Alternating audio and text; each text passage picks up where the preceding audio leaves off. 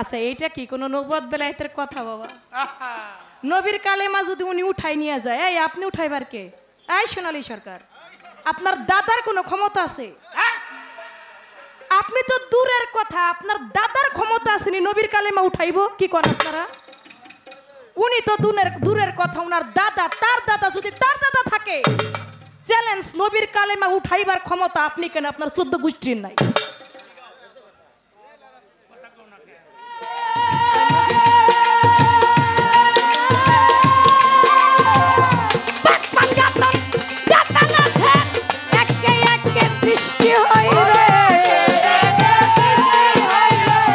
নবীর কালেমা সৃষ্টিতেই ছিল, যেই কালেমার জোরে আদম আলাইহিস সালাম পর্যন্ত মাপ পেয়ে গেছে, আর সেই কালেমা সোনালী সরকার উঠাই ফেলাবি। কায়দা কত, খালি কলস বাজে বেশি, অল্প পানির মাছ তো একটু বেশি লাফায়, আবার গভীর পানির মাছ হইলে আবার এত লাফাইতো না। 70,000 বেলায়েত প্রাপ্ত ব্যক্তি, 70,000 বেলায়েত প্রাপ্ত ব্যক্তি একটা প্রাচুর্যের মধ্যে আটকা পড়বে, তথায় আল্লাহ রাসূল যদি বলেন গুরু, তারা কেউ তাদের উদ্ধার করতে পারবে না। তারা উদ্ধার পাবে কিভাবে পাবে? এবং দেখা যায় যারা বেলায়েত প্রাপ্ত ব্যক্তি তারা আটকা পড়লো কি? একটু দলিল মধ্যে যদি জানান আমার কথা। একদিন সাহাবারা আসছিলেন, এসে বলতেছি, ইয়া রাসূলুল্লাহ, আপনি উত্তম নাকি আপনার পিতামাতা উত্তম? কি বলতেছেন? আপনি উত্তম নাকি আপনার পিতামাতা উত্তম? তা আমার দয়াল নবী মুখে কোনো কথা না বলে তিনি পবিত্র কোরআনের একটা সূরা পাঠ করে 13 আয়াত পর্যন্ত পাঠ করে শোনাইলেন, তখন তারা বুঝতে পারলেন। আপনি বলবেন পবিত্র কোরআনের কোন সূরার 13 আয়াত তিনি পাঠ করে শোনাইলেন, তাতে আমার আল্লাহর নবী উত্তম নাকি নবীর পিতা মাতা উত্তম সেটা প্রকাশ পেয়ে গেল। তাকে বলা হয় শেরে খোদা, আমরা মানি। দেখা যায় যাকে দেখলে বাঘ সিংহ সবাই ভয়ে পালাইতো না বাবা? মসজিদে কোফায় তাকে খণ্ড বিখণ্ড করে টুকরা টুকরা করে এর মূল হাকিকতটা কি, কারণটা কি, কেন এরকম হইল? উনি তো শেরে খোদা, কি মাওলায়েত জারি হয়ে গেছে, যার মাওলায়েত জারি হয়ে গেছে তাকে কি করে এই ছুরির আঘাতে তাকে কাটা হইল? এইরকম মৃত্যু হইল কেন? কি বাবা? যার শেরে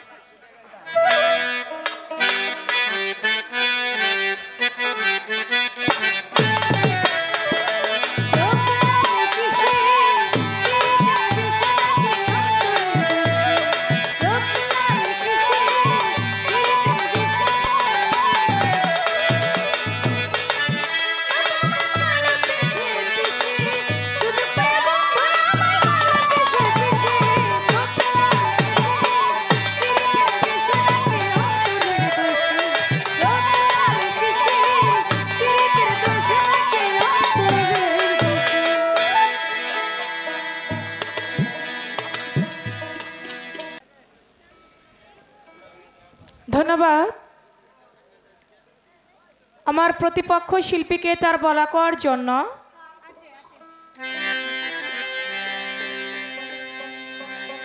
গান রাখলেন, আমার কাছে প্রশ্ন করলেন, প্রশ্ন করে তিনি অনেকগুলি কথা বললেন, যেমন শরীয়ত মারফত পালা হইলে যেমন তর্ক করে, যেমন ঝাড়ি দেয়, সোনালী সরকার ঠিক তাই করছে।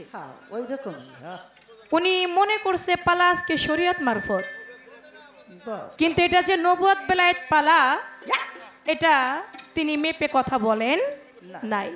কেন বললেন এই কথাটা? দেখেন কি বলে, বলে আমার নবী সব পারে।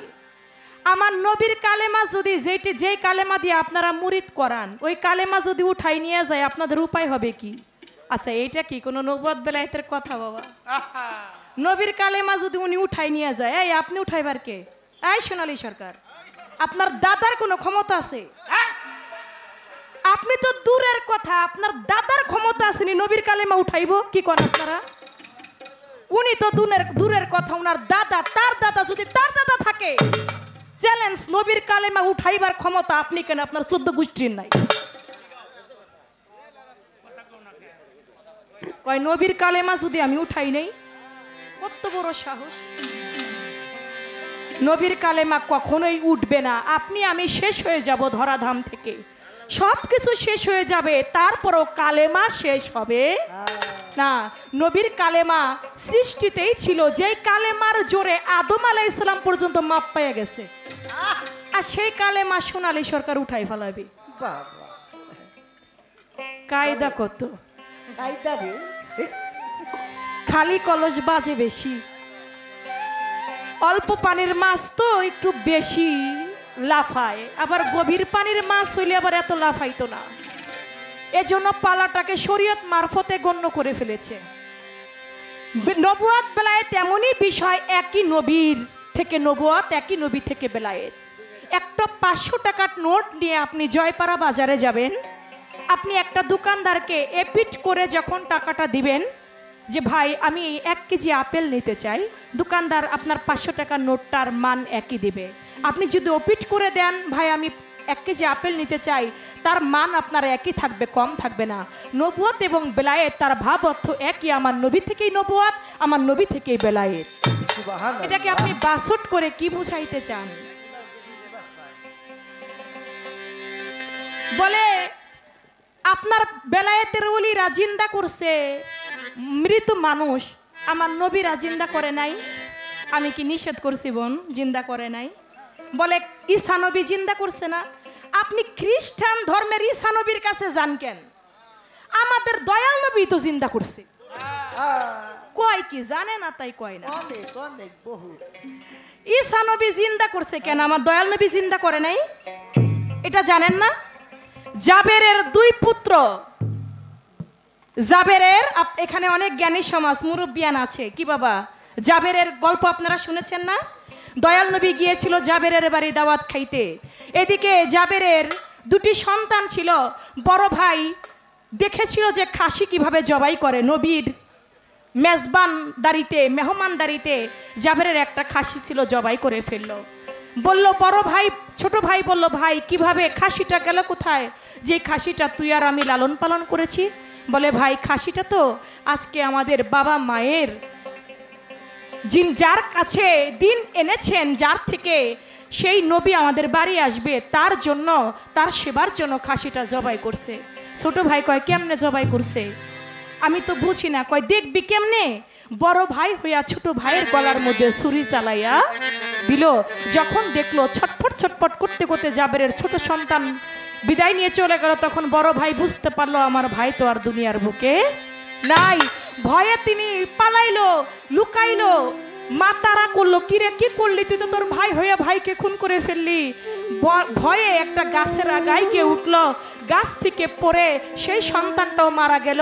আমার দয়াল নবী জাবেরের বাড়ি খাইতে আসবে, আমার জিব্রাইলকে আমার আল্লাহ পাক বলে, জিব্রাইল আলাইহিস সালাম তুমি বইলো আজকে যেন দয়াল নবী খানা খাইতে গেলে জাবেরের 2 পুত্র ছাড়া যেন খানা না খায়। সুবহানাল্লাহ। খানা খাইতে বসলেন, দয়াল নবী জিজ্ঞেস করলেন জাবের তোমার 2 সন্তান কোথায়? তোমার 2 সন্তান ছাড়া তো আমি খাবো না। তখন বাবা মায়ের বেদনা উঠে গেল। কি কয়? আমি তো তাদেরকে ঢেকে রেখেছিলাম যাতে আমাদের বেদনায় দয়াল নবী আমাদের বাড়ি থেকে খানা খেয়ে না খেয়ে চলে না যায়। এখন নবী আমাদের কাছে জিজ্ঞেস করে আমার সন্তান কোথায়? তখন হাউমাউ করে কেঁদে দিয়ে বলে ইয়া রাসূলুল্লাহ, সন্তানদের মায়া ত্যাগ করে আপনি নবী যেন আমাদের মেহমানদারিতে অসন্তুষ্ট না হন, তাই আমার সন্তানদের কথা বলি নাই। আজকে আমার সন্তান 2 জন পৃথিবীর মায়া ত্যাগ করে চলে গেছে।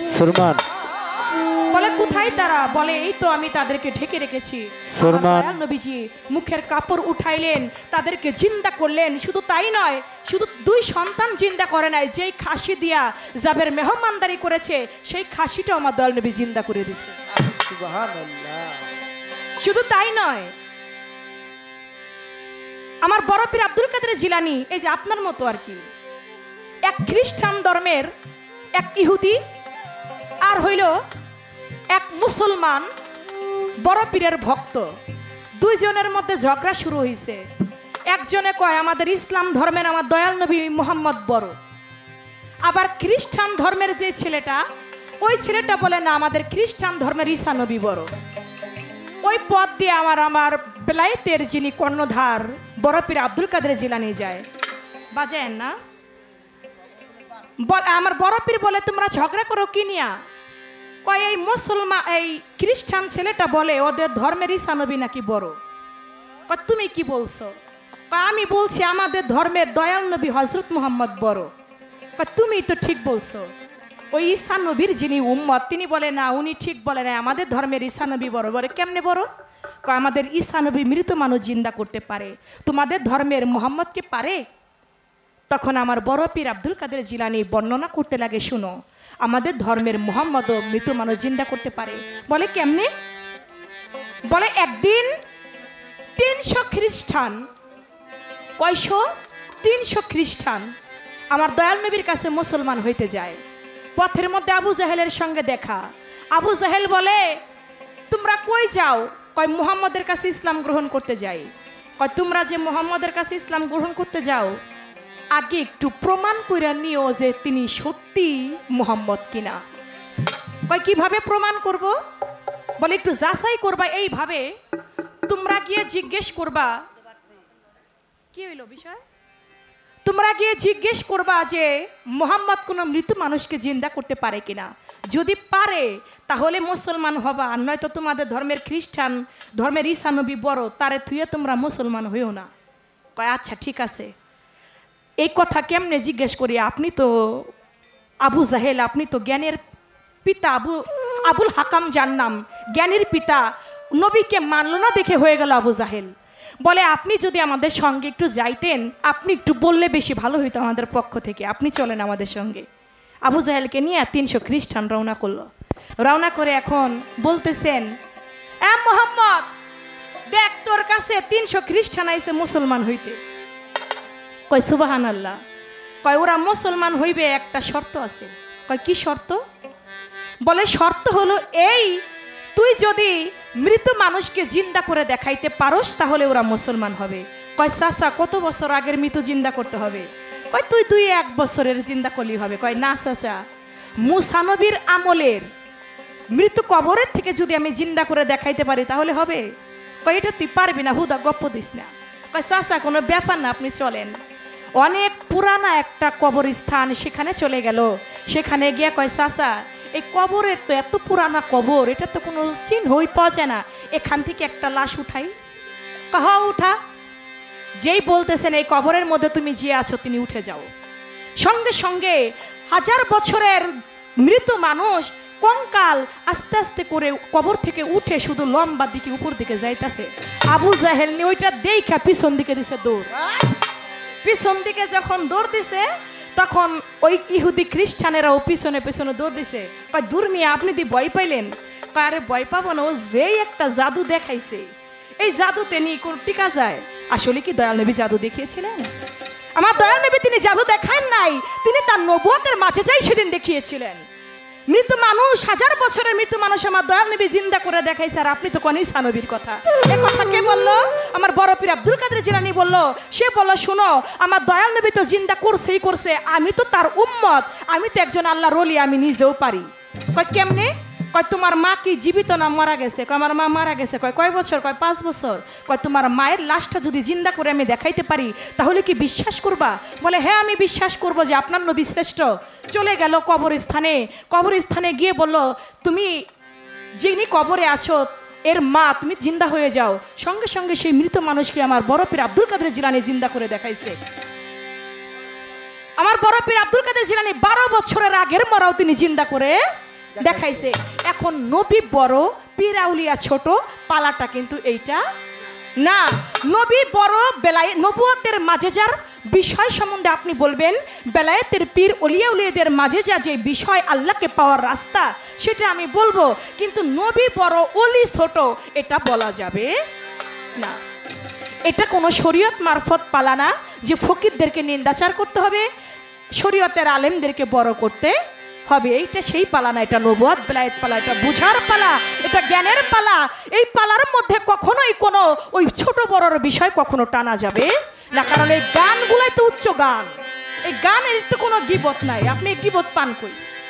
গান শুনেন আমার বেলায়েতে কি বলে। আমার মাওলা জিরাবিয়া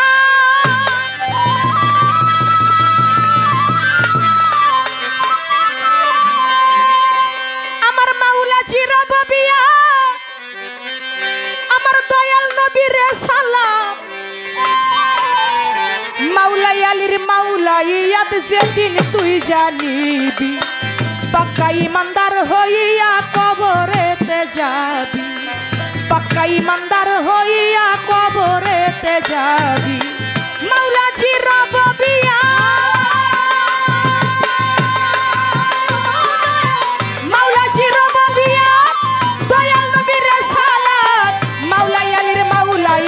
যেদিন তুই জানিবি পাক্কা ইমানদার হইয়া কবরেতে যাবি, পাক্কা ইমানদার হইয়া কবরেতে যাবি, পাক্কা ইমানদার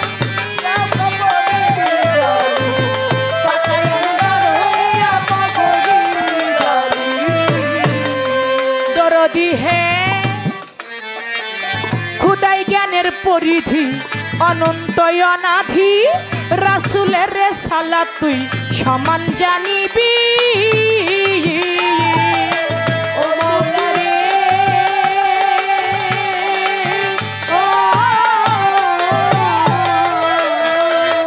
মনরে খুদাই জ্ঞানের পরিধি অনন্ত অনাধি রাসূলের রেসালাত তার সমান জানিবি।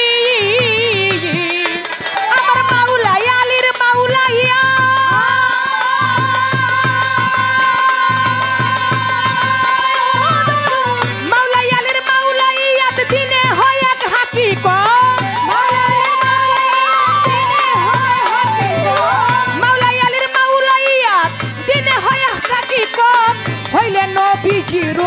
অবশ্যই জানিবি পাক্কা ইমানদার হইয়া কবরেতে যাবি, পাক্কা ইমানদার হইয়া কবরেতে যাবি।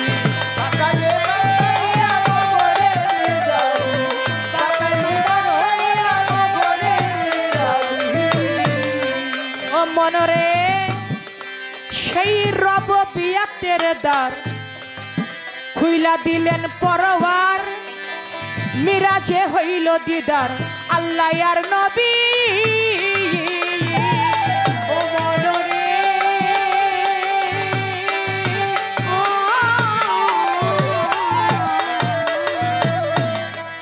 সেই রববিয়াতের দ্বার বাজান খুইলা দিল পরওয়ার, দেখো মেরাজে হইল দিদার আল্লাহ আর নবী। লানফি আল্লাহ হইল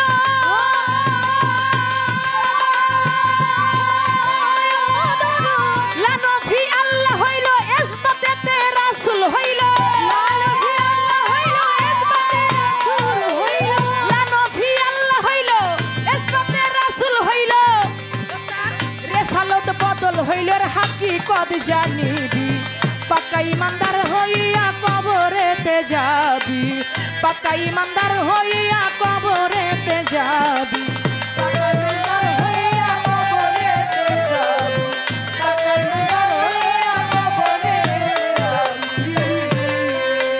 মনরে ওই ঈদে গাদির যেদিন হয় সোনালি রে নিগুম ভাবের হয় উদয়, রেসালাতের দ্বার খুলিল দয়াল নবী। ও মনরে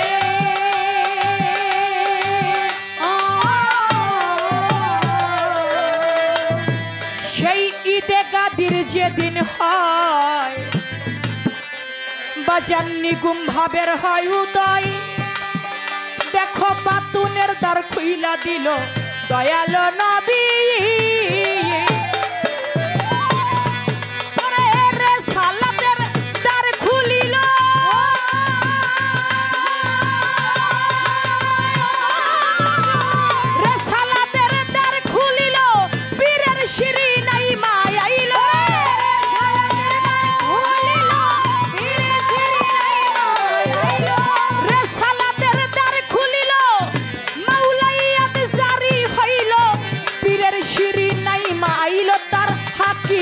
জানিবি পাক্কা ইমানদার হইয়া কবরেতে যাবি পাক্কা ইমানদার হইয়া কবরেতে যাবি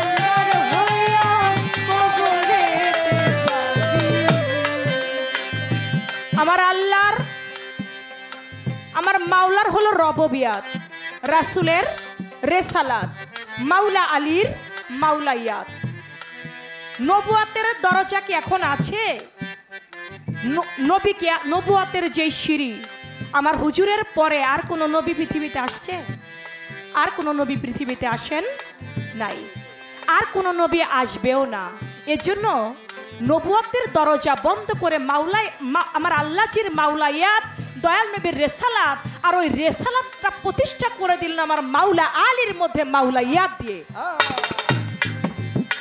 এজন্য বলেছে মান কুনতুম মাওলাহু ফাজা আলিউল মাওলা 18 জিলহজ বিদায় হজের ভাষণে বললেন আমি যার মাওলা আমার আলীও তার মাওলা আমি যদি হই জ্ঞানের শহর আমার নবী হয় তার আমার আলী হয় তার দরজা আর ওই দরজা দিয়ে যে প্রবেশ করবে সে জ্ঞানের শহরে প্রবেশ করবে সেই আলীর দরজার মধ্যে প্রবেশ করতে হবে এজন্য বলেছে বাবা পাক পাঞ্জাতনের মোহাব্বত আমার হযরত আলীর মোহাব্বত হাসান হুসাইন এবং মাওলা আলী আমার মা ফাতেমা আমার দয়াল নবী এই পাক পাঞ্জাতনের মোহাব্বত যার মধ্যে নাই সে কাটটা কাফের দোজকের কি তাই তার মোহব্বত রাখতে হবে বেলায়েতের অনুসরণ করতে হবে আর বেলায়েতের মধ্যেই এগুলি এখন পর্যন্ত আমার নবী জিন্দা আছে নবীর যুগে নবীগণ যেভাবে ইসলামকে প্রচার করেছে ইসলামের দাওয়াত দিয়েছে আর বেলায়েতের যুগে বর্তমান পীর কামেল ওলিয়া উলিয়ারা সে কর্মটাই করে থাকে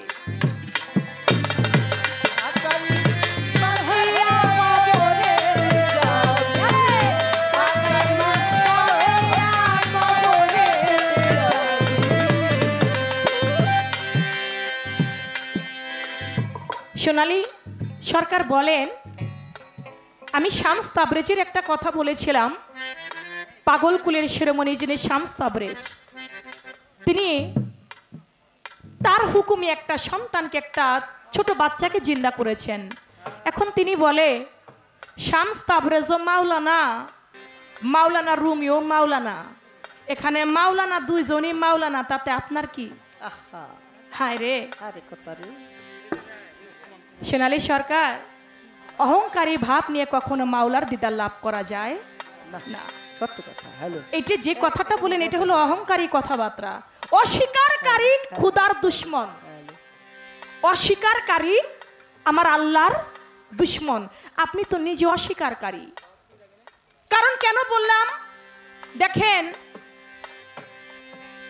এই যে শামস তাবরেজ তিনি পাগল ছিল না তিনি কি কাবা ঘরের দিকে পাউ দিয়ে শুয়েছিল না অবশ্যই ছিল এটা সবাই জানে যে শামস তাবরেজ তিনি পাগল ছিল তিনি কাবা ঘরের দিকে পাউ দিয়ে শুয়েছিল মাওলানা রুমি কয়ে পাগল তুই যে কাবা ঘরের দিকে পাউ দিয়া শুয়ে রইছস তুই জানোস না কাবায় আল্লাহ থাকে আল্লাহর ঘরের দিকে পাউ দিছে তুমি আল্লাহর ঘরের দিকে পাউ দিয়া রইছো তুমি কি কাজটা করছো তুমি পা সরাও কয় মাওলানা রুমি যেই দিকে আল্লাহ নাই তুই আমার পাউটা ওই দিকে ঘুরাই দে তুই তো মাওলানা আমি তো আর মাওলানা না আমি তো পাগল আমি নাই পশ্চিম দিকে পাও দিছি পশ্চিমে কাবা ঘর আল্লাহ থাকে যেই দিকে আল্লাহ নাই তুই তো মাওলানা তুই আমার পাটা ওই দিকে দে এখন মাওলানা রুমি মনে মনে চিন্তা করে আল্লাহ কুল্লে শাইন কাদির আল্লাহ কুল্লে শাইন মুঈত আমার আল্লাহ পাক তো সর্ব জায়গায় বিরাজিত সব জায়গায় তো আল্লাহ আছে আমি এখন এই পাগলের পাও কোন দিকে ঘুরাই দিব ওইটা বলে মাওলানা জ্ঞানী ফকির শব্দের অর্থ জ্ঞানী আলিম শব্দের অর্থ জ্ঞানী পাগল যারা তারাও জ্ঞানী, তবে হতে হবে সেটা আল্লাহর পাগল। তাই সেদিন বলেছিল যে তুই আমার পাটা যেদিকে আল্লাহ নাই সেদিকে ঘোরা। মাওলানা রুমি বলে আল্লাহ তো সব দিকে আছে, আমি পাগলের পা কোন দিকে ঘোরাবো? পারে না। তখন মনে মনে চিন্তা করে এ তো কোনো সাধারণ পাগল না, আমি যে করেই হোক আমি এই পাগলের কাছে আমি আমার জীবন যৌবন অর্পণ করব। কয় পাগল তুমি আজকে যে কথা বলেছ আমার অন্তরের মধ্যে একটা সাড়া দিয়েছে। কেন জানি আমার মন বলছে তুমি আল্লাহর সঠিক পাগল, আমি তোমার কাছে বায়াত হইতে চাই। কয় বায়াত হওয়া এত সহজ বিষয়? এত সহজ না। আমি বায়াত করতে পারি, আগে তোর বাড়ি যাব, তোর বাড়ি গিয়ে আমি দেখব, তোর বাড়িতে গিয়া যদি তোর কার্যকলাপ আমার ভালো লাগে, তোকে যদি আমার ভালো লাগে, তোকে আমি মুরিদ করব, তা না হইলে মুরিদ করব না। কয় কবে যাবেন? কয় যে আগামী শুক্রবারে তোর বাড়ি আমি যাব। বলে ঠিক আছে। কি করলেন? আগামী শুক্রবার দিন পাগল শামস তাবরেজ তার বাড়িতে গেলেন। যায়া কয় কিরে মাওলানা, এই ঘরের মধ্যে এত কি কি সাজায় রাখছস? কয় এগুলা হইল আমি কিতাব লিখেছি, কিতাব। কয় কি কিতাব লিখছস? কয় অনেক আল্লাহর নবীর শান মান অনেক কিতাব লিখেছি। কয় তোর এই কিতাবে কি কথা বলতে পারে? কয় কি যে বলেন, কিতাব কি কোনোদিন কথা কইতে পারে? কয় কিতাব যদি কথা কইতে না পারে তো এইগুলো আলমিরার মধ্যে সাজায় রাখছস কেন? ফালাই দে। কয় না, অনেক সাধনা করে আমি এই কিতাবগুলি লিখেছি, আমি এগুলা ফালাবো না। শামস তাবরেজ বললেন কিতাব তুমি এখানে আসো, এখান থেকে আসতে নদীর মধ্যে পড়ে যাও। সমস্ত কিতাবগুলি নদীর মধ্যে পড়ে গেল, চলে গেল। কয় তুই যে এই কিতাব কত বছর ভরে লেখছস? কয় 40 বছর। কয় 40 বছর যদি কেউ একটা প্রতি সাধনা করে তাহলে তো তার কথা সে শুনে। আপনি একটা সাধনা করবেন একটা বিষয়ের প্রতি, অবশ্যই সে আপনার হবে। তো 40 বছর পর্যন্ত তুই কিতাব নিয়ে সাধনা করলি, কিতাবরে তো আমি পানির মধ্যে ফেলে দিলাম, তুই এবার ডাক দে, দেখ তোর কিতাব তোর কথা শুনেনি। কয় কাগজপত্র কোনোদিন কথা শুনেনি, ডাকলে কি কাগজ আসেনি। কয় তাহলে তুই কি প্রেম করলি কিতাবের সঙ্গে 40 বছর পর্যন্ত? ডাকলে কিতাব আসে না? আমি পাগল যদি কিতাবকে ডাকি, কিতাব আমার কথায় আসবে? আমি তো একদিনও কিতাব লিখি নাই। কয় কেমনে?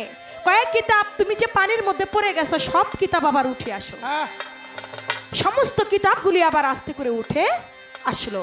যখন উঠে আসছে এখন কয় আচ্ছা মাওলানা তুমি বলো তো তুমি কোন বিষয়ের উপরে বেশি কিতাব লিখছো? কয় মদের উপরে।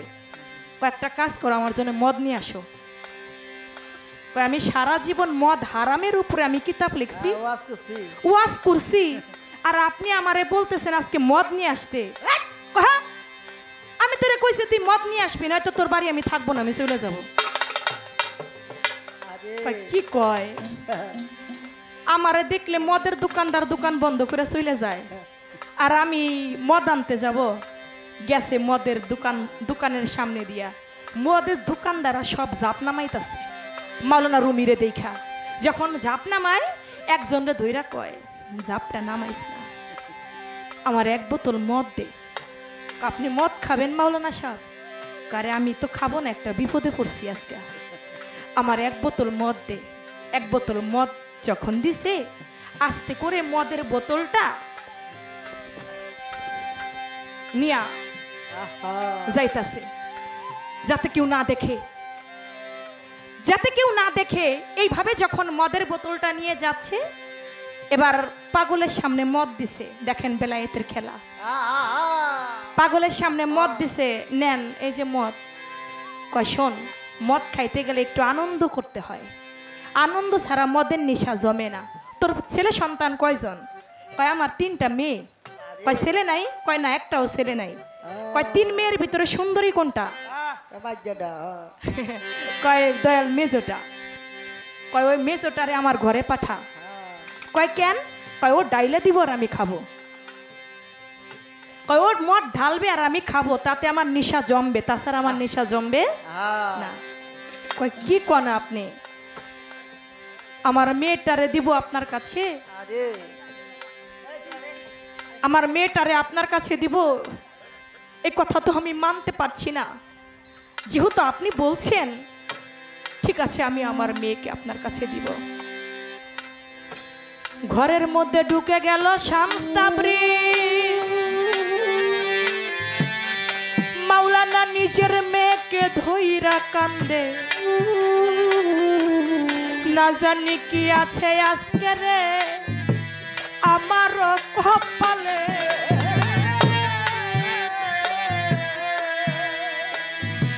মারে, আজকে তোর কাছে আমি একটা দাবি করব। কোনোদিন তো তোর কাছে আমি কিছু চাই নাই, আজকে আমি তোর কাছে একটা জিনিস চাবো। মা, তুই কি আমাকে দিবি? আজকে আমি তোর বাবা হয়ে আমি তোর কাছে অযুক্তি করে একটা দাবি করব। মারে, তুই কি আমার দাবিটা পূরণ করবি? মা কয়, বলেন বাবা, আপনি অসহায়ের মতো হইয়া আপনি আমার কাছে বলতেছেন একটা দাবি করবেন।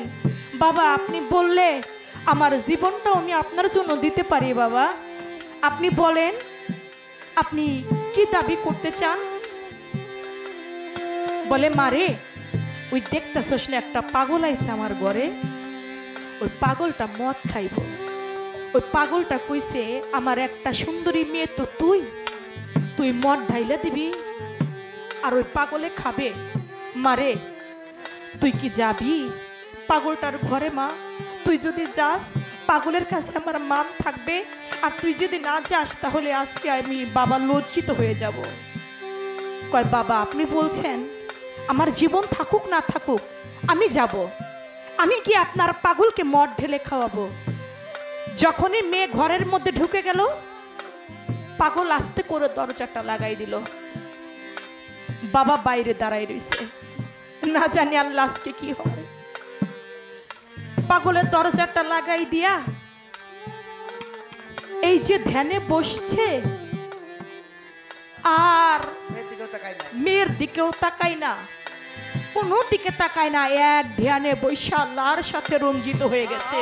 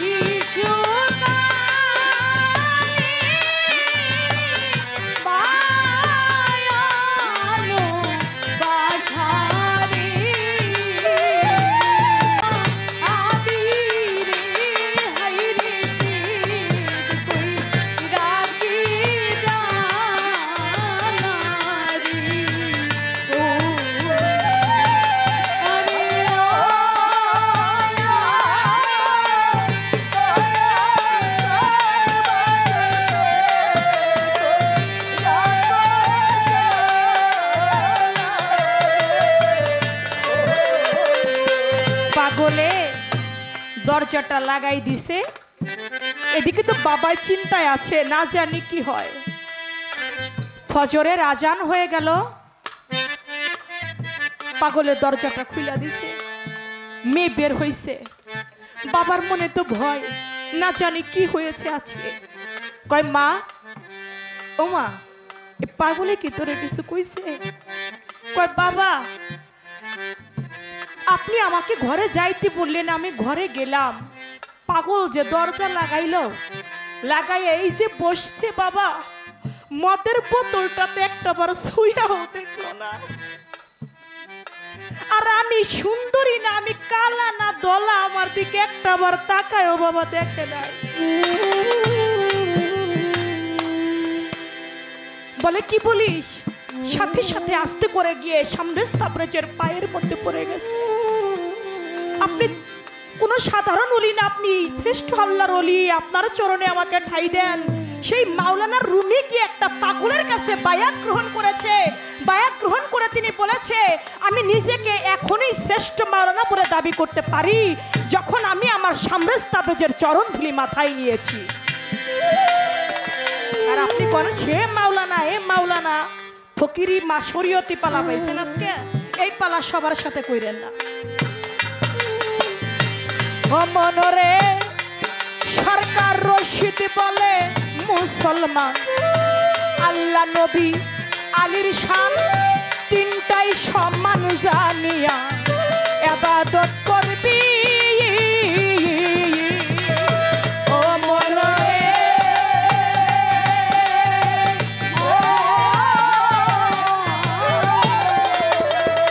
ওরে সরকার রশিদ বলে মুসলমান, আল্লাহ নবী আলীর শান তিনটাই সমান জানিয়া তুই ইবাদত করবি।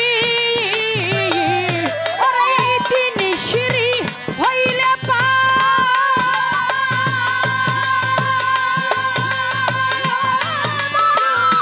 এই তিন সিঁড়ি হইলে পার অবশ্যই পাবি দিদার।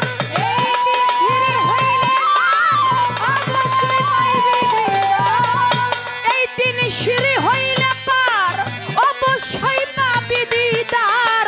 খুলিয়া ওই জান্নাতের দ্বার লামুকামে যাবি। পাক্কা ইমানদার হইয়া কবরেতে যাবি। পাক্কা ইমানদার হইয়া কবরেতে যাবি।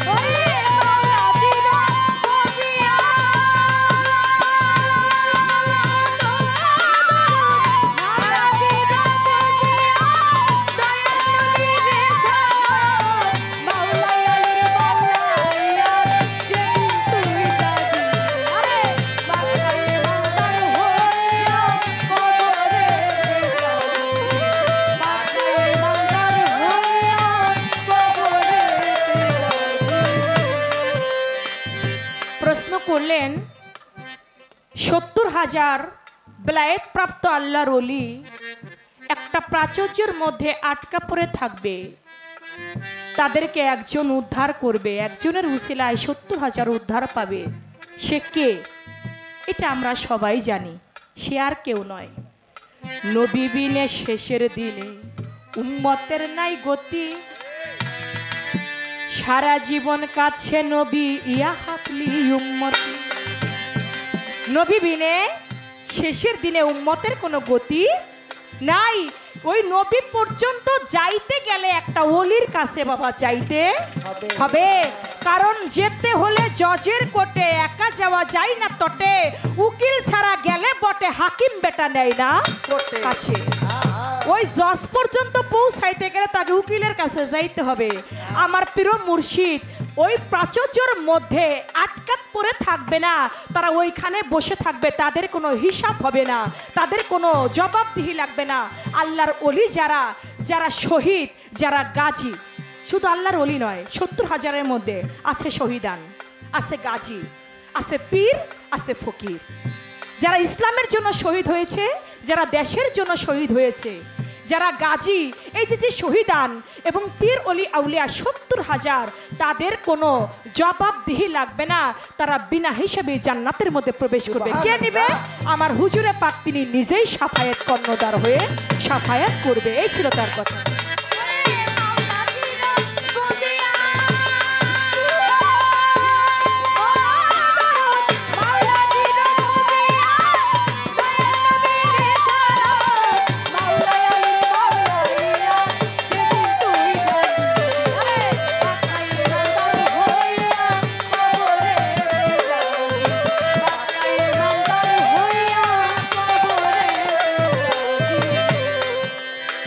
কাছে যেহেতু আমার আনসার ভাই বলছেন একটা যাবে না, একটা প্রশ্নের বেশি করতেও চাই না।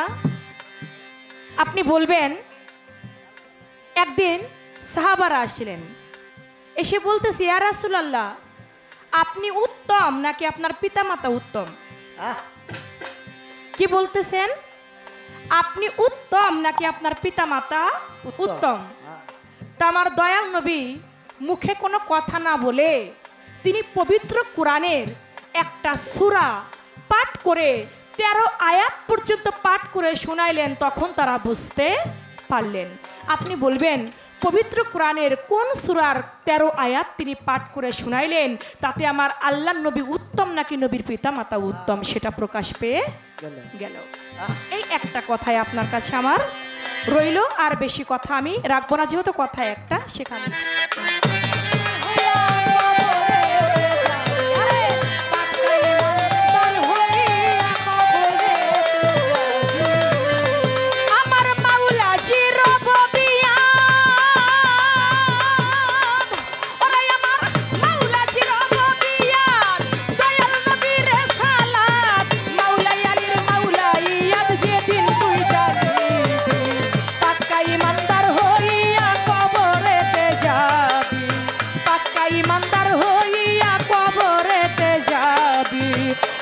ইমানদার হইয়া কবরেতে যাবি, পাক্কা ইমানদার হইয়া কবরেতে যাবি।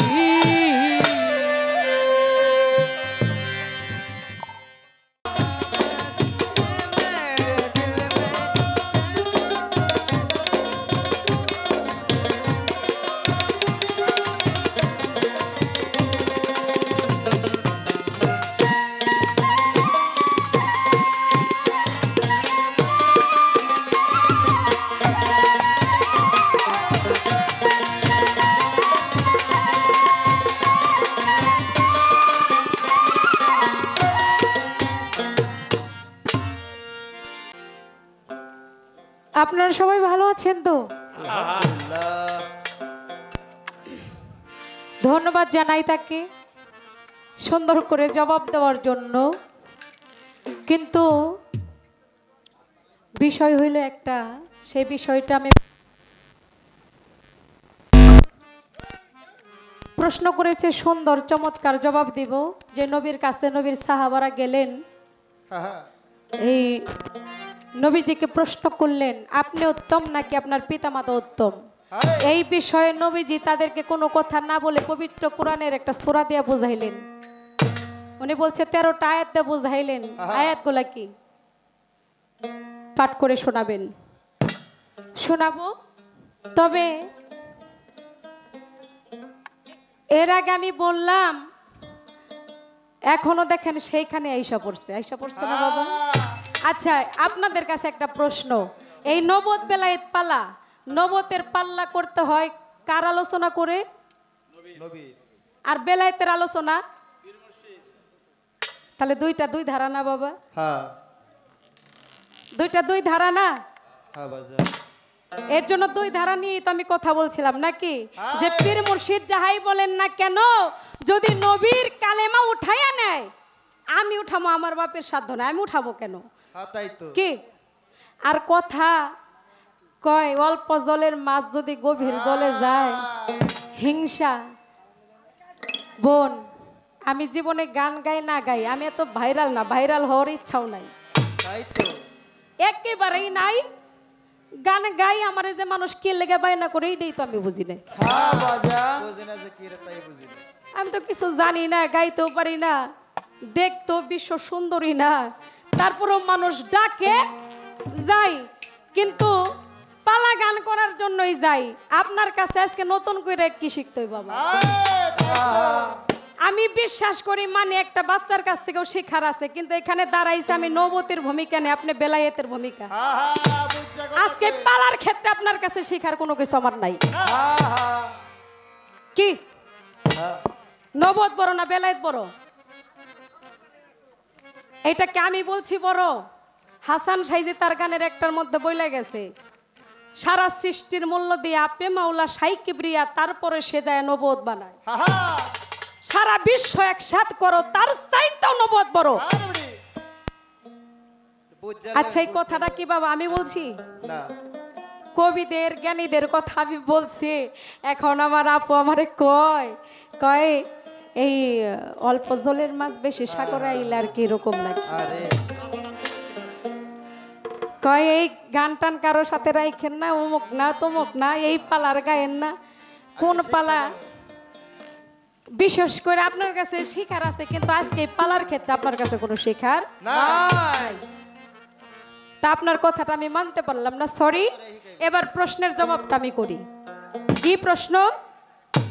আবার নবীজির কাছে গেলেন, বললেন আপনার পিতামাতা উত্তম নাকি আপনি উত্তম? এটার আয়াত ভুল বলা যাবে না, এটা আমার মুখস্থ, যদিও আমি তারপরেও আয়াত ভুল বলতে পারবো না। সেটা হইল, সেই সূরাটার নাম হইল সূরা ইয়াসিন। ইয়াসিন মানে কি? জ্ঞানগর্ভ নাকি? এটার মধ্যে ব্যাখ্যা প্রত্যেকটা পড়বেন। এই পিতৃকুলের কথা আছে, অনেক বিষয় আছে। সেটা পাঠ করেছিলেন কি, সেটা বুঝাইছিলেন আবার নবী। এত তো বোঝানো সম্ভব না, তারপরও যথাসাধ্য আমি তাকে বলি। যেমন ইয়াসিন ওয়াল কোরআনে লিখা, ইয়াসিন ওয়াল কোরআনিল হাকিম ইন্নাকা লামিনাল মুরসালিন আলা সিরাতিম মুস্তাকিম তানজিলাল আজিজির রহিম লিতুনজিরা কাবাউমাস মাউনজিরা আবাহুম ফাহুম গাফিলুন লাকা থাক্কু আলা কাউলু আলা আকসারিহিম ফাহুম লা ইন লা ইউমিনুন ইন্না জান্না ফি। সব পারে। এই কোরআনটা, এই কোরআনের আয়াতটা, এই সূরাটা সেদিন শোনাইছিলেন। এই সূরার মধ্যে সমস্ত আছে না বাবা? আপনি পয়রা দেখেন, এটার মধ্যে অবশ্যই আছে। তবে আসতে এই ফকির টকির নিয়ে আছে, পাল্লা ফকিরের না, কিন্তু আপনি আলোচনা করলেন কি? আপনার কাছে প্রশ্ন, আপনাদের কাছে প্রশ্ন, পালা ফকিরেরও না মোল্লারও না, কিন্তু উনি আলোচনা করলো কি নিয়ে এতক্ষণ? কি কি নিয়ে আলোচনা করলেন? আর এই জাবেরের কথা কোন নবী জীবিত করছে, এটা তো বাবের সময় আমি এমনিই কমো। আর এই যে ঈসা নবীর কথা বললাম দেখে, আচ্ছা 5 জন 7 জন নবীর সাথে কি ঈসা নবীর নামটা আছে কিনা? নাই। আছে। আপনি মারফত কোন বেলায়েত করেন, যেটা করেন সেটার মধ্যে আছে। কারে কি কোন এই নামের অর্থ কি? যদি কোন 7 জন নামের অর্থ কি তাও কয়ে দেবো, সমস্যা নাই। আর আপনি ওইটা থেকে তাকে বঞ্চিত করে দিলেন, একবার বাছাই করে দিলেন। আপনার কথা আমি মানলাম না। আছে কি নাই বাবা? আপনারা জ্ঞানী মানুষ। এই 7 জন নবীর নামের মধ্যে ঈসা নবীর নামটা আছে কিনা? আছে কিনা? বাবা। তাহলে উনি কেন বললেন? একটা গান আইসা পড়ছে, গানটাকে রাখি।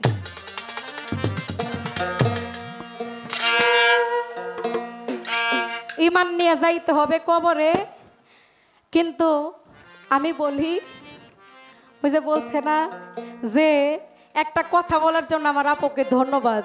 কয় শেষ পারা আমার নবী ছাড়া সাফায়াত করবে না। আমিও তো, হ্যাঁ, তাহলে ওই গুরু কোথায় রইল সেদিন? একটাই কি গুরু কোথায় রইল? আমার নবী ছাড়া সাফায়াত করবে না। আপনি যত যাহাই করেন না কেন, আপনি পাহাড়ের সমতুল ইবাদত করেন না কেন, যতক্ষণ পর্যন্ত আমার নবীর প্রেম আপনার মধ্যে, আপনার অন্তরে না থাকবে, ততক্ষণ পর্যন্ত কোনো ইবাদত আল্লাহ কবুল করবে না। প্রশ্ন করব না, কিন্তু যুক্তি আজকে ছাড়বো না। যুক্তি আজকে চাই। একটা গান আইসা পড়ছে,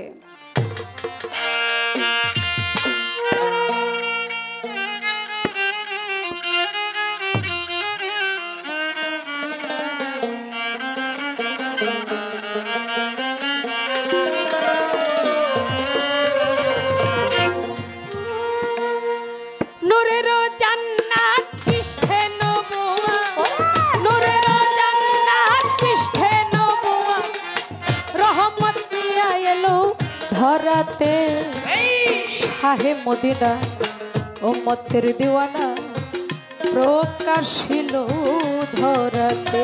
নবী শাহে মদিনা উম্মতের দিওয়ানা প্রকাশিল ধরাতে।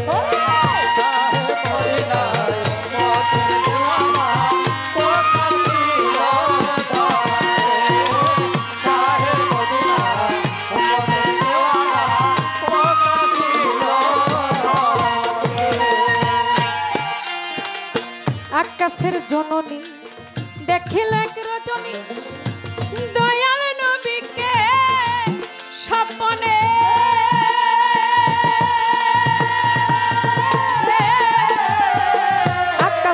জননী দেখিলে রজনী দয়াল নবীকে স্বপ্নে ওরে পাইছে নবী নুরি তহন নবুয়াত মূল্যধন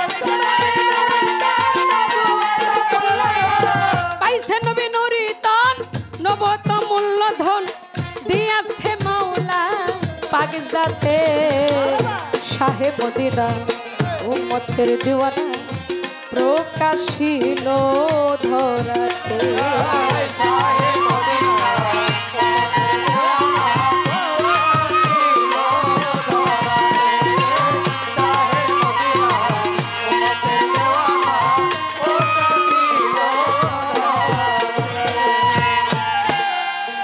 পরের দিন আকাশের মায় আকাশকে বলে দেয় পাগল হইল আকাশ দেখিতে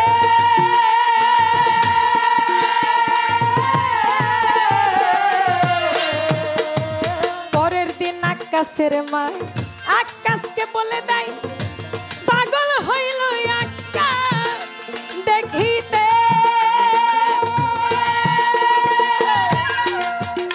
আমার নবীর পৃষ্ঠে মারবে বাড়ি আকাশ ছলনা করি নবীর পৃষ্ঠে মারবে বাড়ি আকাশ ছলনা করি দেখিল নিজে চোখেতে শাহে মদিনা উম্মতের দিওয়ানা প্রকাশিল ধরাতে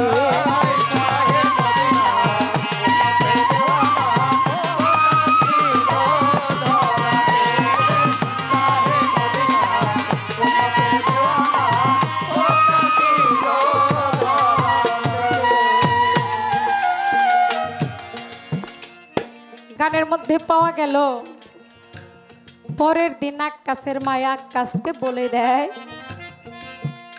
পাগল হইল আকাশ দেখিতে আমার নবীর পৃষ্ঠে মারবে বাড়ি আকাশ ছলনা করি দেখিল নিজের চোখেতে আমার বাজান যে কথাটা বলছে আমি কথাটা রাখবো তবে যেহেতু বাজান বইলেও গেছে আবার কইছে সোনালী সরকার কিন্তু উত্তর দিয়ে যাইব কইছে না যদি না করতো তাহলে আমার এত দূর আসতে হইতো না নাকি যেহেতু বলছে দিতে হবে তাই দিয়ে আমার এত দূর আসতে হইল বাবা আকাশের মা একদিন জানতে পাইয়া আকাশকে বলে যে কিভাবে তার কাছে এই জিনিসটা আছে তুমি কিভাবে দেখতে পারবা আমার নবীরে যদি যায় কেউ সরাসরি কয় নবী আপনার নবুয়ত দেখান তাহলে দেখাবে না তখন সে অপেক্ষায় সময়ের অপেক্ষায় রইলেন কি আর কোনোভাবেই পাই না সময়টা কিন্তু আস্তে আস্তে একদিন আমার নবীজি তার সাহাবা ভক্তবৃন্দ যারা আছে সবাইকে বলতে লাগলেন তোমরা কে কি আমার কাছে পাও বলো আমি তোমাদেরকে দেব এই কথা শুনে কেহ কেহ কান্নায় ভেঙে বললেন আমার বন্ধু আমার প্রাণনাথ বুঝি আর আমাদের মাঝে থাকবে না তাহলে কেন তিনি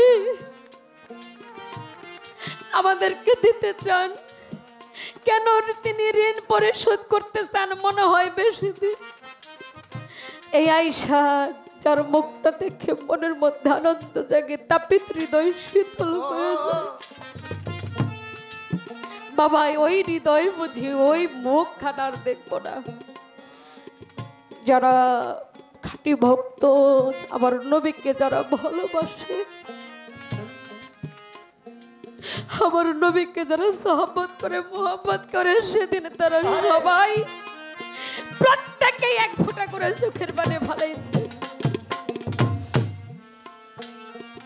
আর এমন সময় এই সুযোগটা কাজে লাগাইয়া আকাশ গিয়ে আমার নবীকে বলে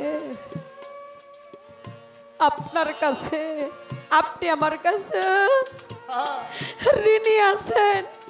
বলে কি? কয় একদিন আপনি আপনার সেই আমার ঘোড়া সয়ার হয়েছিল। আমার ঘোড়াটা আমার প্রাণপ্রিয় ছিল, যে ঘোড়াটা একটু চলতেছিল না বিধায় ওই ঘোড়ার পৃষ্ঠে আপনি একে একে 3টা বাড়ি মেরেছিলেন। আজকে সেই 3টা বাড়ি যে মেরেছিলেন আমার কলিজার মধ্যে লাগছে। ওই 3টা বাড়ি আমি আপনাকে দিতে চাই। সেদিন মাওলা আলী পর্যন্ত কয় আমাকে 1000টা বাড়ি মারো, আমার নবীকে মাইরো না। ভাই পায়ে ধরি। আবু বকর যে বলে আমাকে মারো, আমার নবীকে মাইরো না। কিন্তু আমার নবীজি দয়ার নবী, মায়ার নবী, সেই নবী কয় তোমরা থামো। কয় হ্যাঁ বাড়ি মারবো, তবে সবার সামনে না, ওই ঘরের ভিতর গিয়ে আমি তাকে বাড়ি মারবো একাকি। কই তাই? কই ঠিক আছে, ও যেহেতু আমি ওর কাছে ঋণী, আমি চাই না আমি ঋণী থাকি দুনিয়ার মধ্যে কারো কাছে। আমাকে যারা ভালোবাসে ঠিক আছে, আমি তোমার কথাই রাখবো। কত বোঝায় আস্তে করে ঘরে নিয়ে লাঠি চাবুক নিয়ে গেছে। চাবুক নিয়ে দিয়ে থরথর করে কাঁপতেছে। যে ভাষাটা প্রয়োগ করেছে আমার নবীর বিরুদ্ধে, আবার নবীর বিরুদ্ধে বলেছে আপনার পৃষ্ঠে আমি বাড়ি মারবো। এর জন্য চোখে ঝরঝর করে পানি পড়ছে। আমার নবী পিঠের চাদরটা উঠাইয়া সেদিন যখন কাত হয়েছিল, ওই এক কাজ 2টো চোখের জল ছাইরা কিসের পারে কিসের আমার নবীজির সেই পৃষ্ঠে মোহরের নবুয়তে চুম্বন করেছিল। বলেন একবার সুবহানাল্লাহ। চুম্বন করে সারা জীবনের কামাই করে নিলেন। তার যত পূর্বপুরুষ ছিল এক চুম্বনের কারণে সবাই ব্যস্তবাসী হয়ে গেল। বলে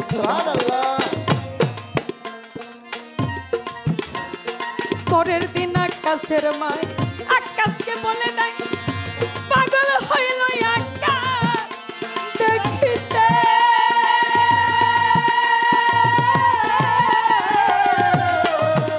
আমার নবীর পৃষ্ঠে মারবে বাড়ি, আকাশ ছলনা করি। নবীর পৃষ্ঠে মারবে বাড়ি, আকাশ ছলনা করি। দেখিল নিজের চোখেতে শাহে মদিনা উম্মতের দিওয়ানা প্রকাশিল ধরাতে।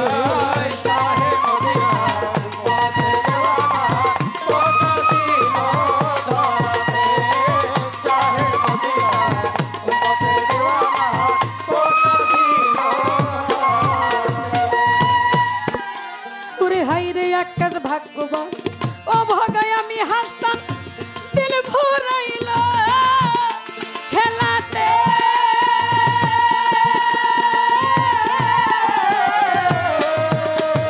হাইরে আস্তাক ভাগ্যবান ও ভাগায় আমি হাসতাম দিল ভরাইল খেলাতে। আমার নবীর হুকুম পালন করা হইল না তাই আমার করা।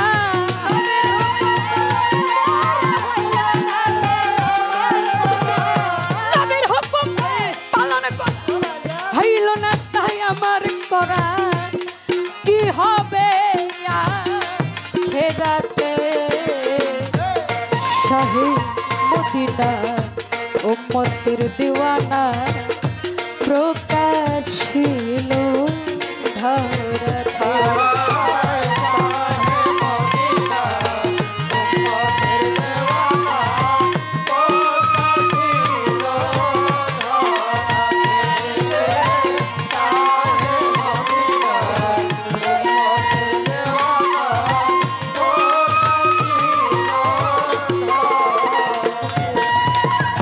নূরের জান্নাত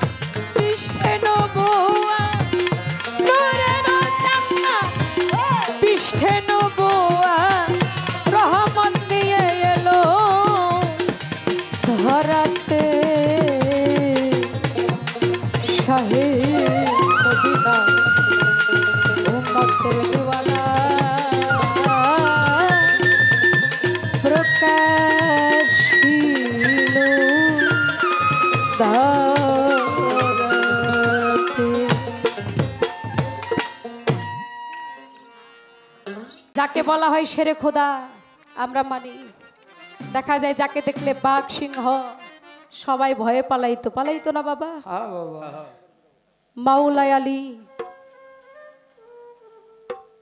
মাওলা আলী করিমুল্লাহ ওয়াজহু, যাকে এক শের মানে শেরে খোদা বলা হইতো, মানে এক শের শক্তি যার ভেতরে আছে, ওই কাবা ঘরে জন্ম নিয়েছে।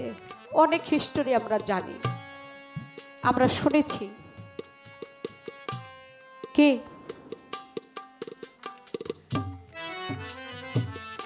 তার মতো এত বড় এই প্রাপ্যটাও কেউ পাই নাই এই বেলায়েতের যুগে। কি বাবা, বেলায়েতের যুগে আলী প্রধান, মাওলা আলী গাদিরে ঘুমের কথা আমি শুনলাম, যে ভাষণ দিলেন, আজ থেকে আমি যার মাওলা, আলী তাদের মাওলা। সুন্দর কথা, এটা আমরা সবাই মানি, মানি কিনা? আমার নবী যেহেতু বলছে, আমার নবী যেটা বলছে সেটা সত্য, মানি। কিন্তু এখানে আমার একটু জানার বিষয়, আমার নবীজি এত কিছু জানতেন, অলৌকিক কিছু করতেন, এত শক্তি যার ভিতরে বিদ্যমান, তাকে দেখা যায় সেই মসজিদে যাইয়া, মসজিদে নববীতে যাইয়া না, তাকে মসজিদে কুফায় যাইয়া, মসজিদে কুফায় তাকে খণ্ড বিখণ্ড করে টুকরা টুকরা করে দেখা যায় উনি সেজদা দিলেন। উনি কি আয়েশা দেখা যায় তারে খণ্ড বিখণ্ড করলো, উনি জানতেই পারলো না, খণ্ড বিখণ্ড করে রক্তাক্ত করে তাকে দুনিয়া থেকে বিদায় করে দিলেন।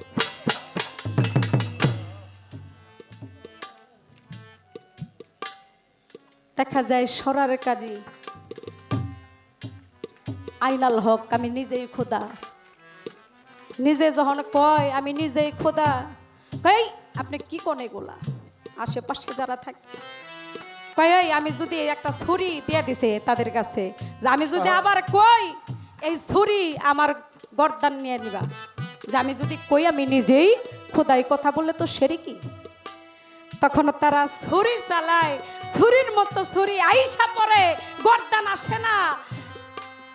মনসুর হিল্লাদের যদি না আসে, দেখা যায় এইখানে মাওলা আলী একদিন তীর বিঁধলো। হ্যাঁ, আমার নবী কয় ওইভাবে টাইনা খুইল না, এমন ভাবে খুলবা যদি নামাজে দাঁড়াই তাহলে তীর ধরে টেনে খুলে ফেলিবা, সে জানতে পারবে না। তাই করলেন, তাই হইলেন। কিন্তু শেষ পর্যায়ে যায়া মসজিদে কুফায় যায়া তাকে টুকরা টুকরা কইরা রক্তাক্ত করে তাকে দুনিয়া থেকে চিরবিদায় করে দিলেন। এর মূল হাকিকতটা কি, কারণটা কি, কেন এরকম হইল? উনি তো শেরে খোদা, কি মাওলায়েত জারি হয়ে গেছে, যার মাওলায়েত জারি হয়ে গেছে তাকে কি করে এই ছুরির আঘাতে তাকে কাটা হইল, এইরকম মৃত্যু হইল কেন? কি বাবা, যার শেরে খোদা, যে মাওলা, মাওলায়েত জারি হয়ে গেছে, কয়েকবার তাকে দেখা যায় অনেক কিছু তাকে দিছে, কি আমার নবীও তাকে দিছে, দিছে না? তারপরও এরকম হওয়ার কারণটা কি? মনসুর হাল্লাদের গেল না, কিছুই হইল না, কিন্তু উনি টুকরা টুকরা হয়ে গেলেন। এই বিষয়টা আজকে সঠিকভাবে আলোচনা করবে। এর মূল হাকিকতটা কি আমাদের জানার দরকার আছে না বাবা? প্রশ্ন না, এটা তার কথা থেকে একটা যুক্তি। আমার বাজান বলছে প্রশ্ন করুন।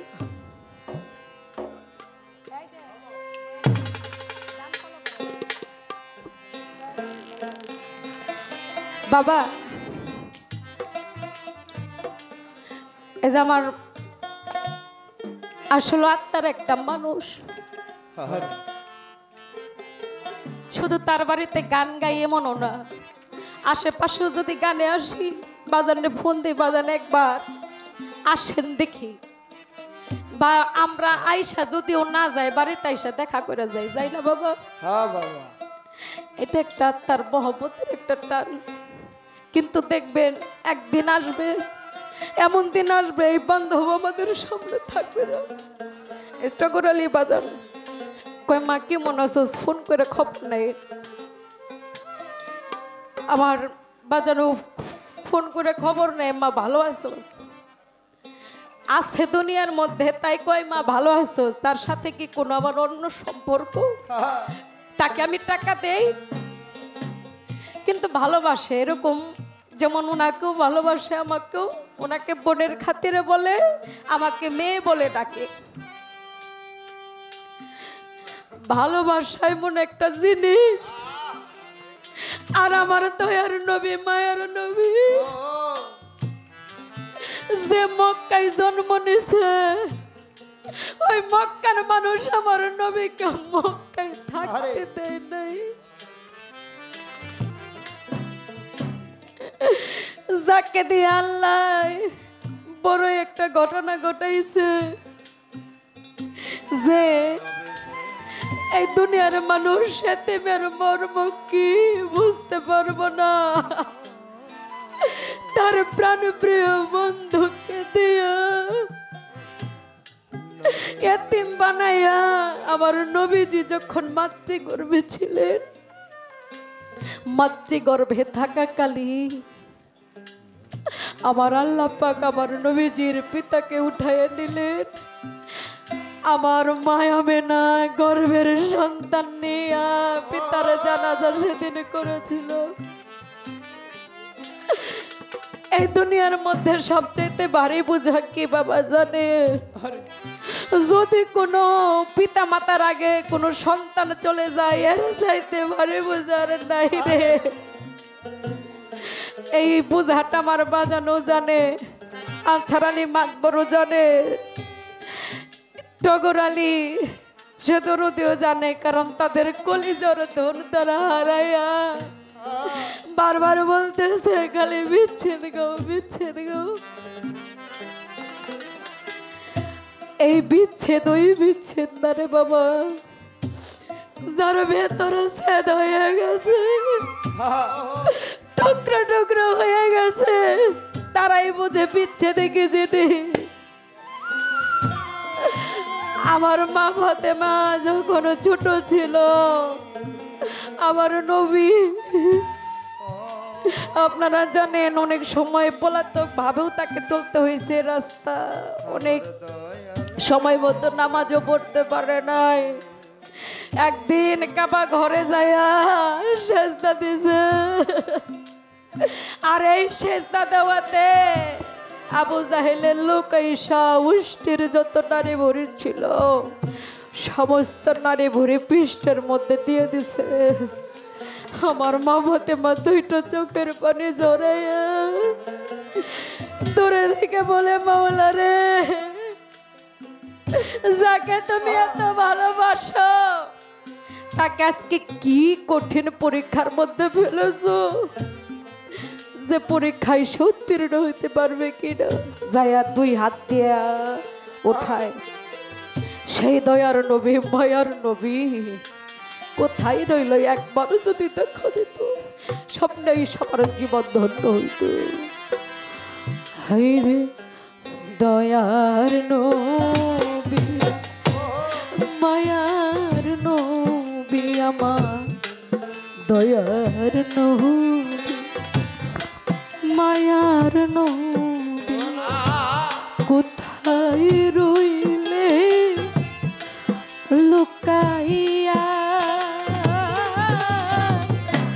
দেখা দেন প্রাণের নবী একবার আসিয়া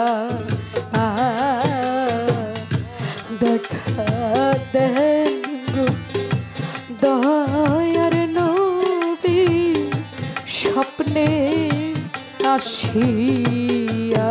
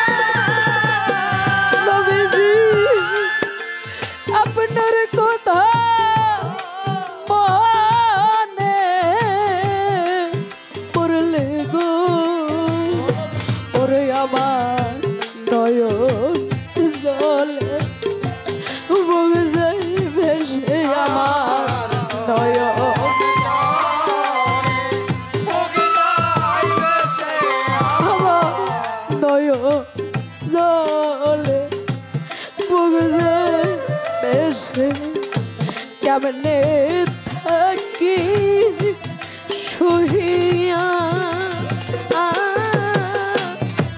দেখা দেন প্রাণের নবী একবার আসিয়া আমার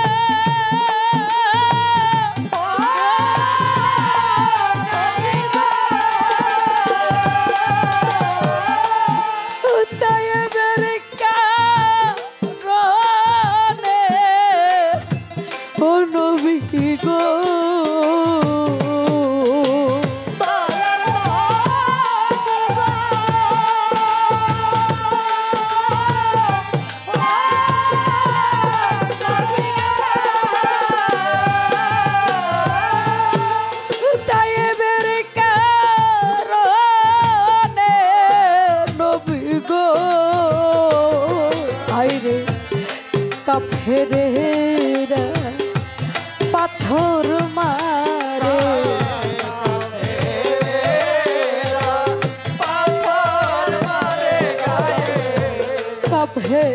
কাফেরেরা পাথর মারে কেমনে থাকি সহিয়া দেখা দেন প্রাণের নবী একবার আসিয়া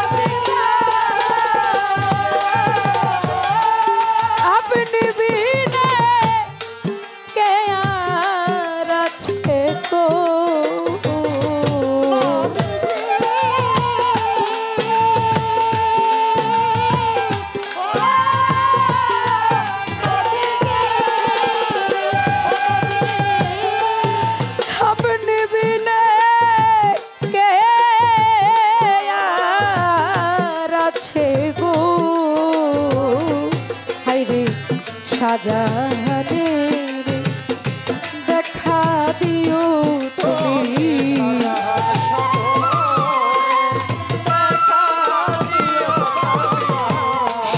সাজানের দেখা দিও মধুর রূপটি ধরিয়া দেখা দেন প্রাণের নবী একবার আসিয়া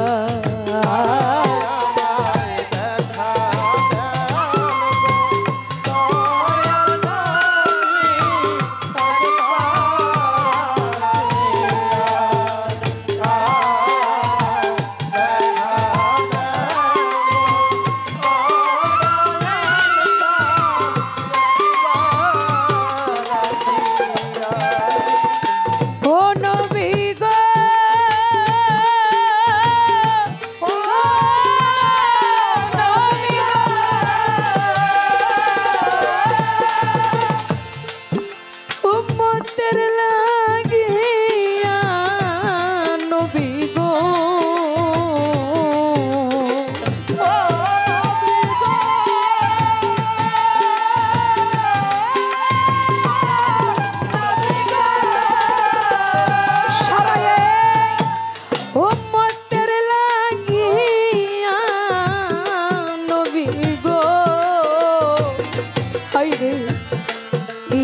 মতি বলে কান্দে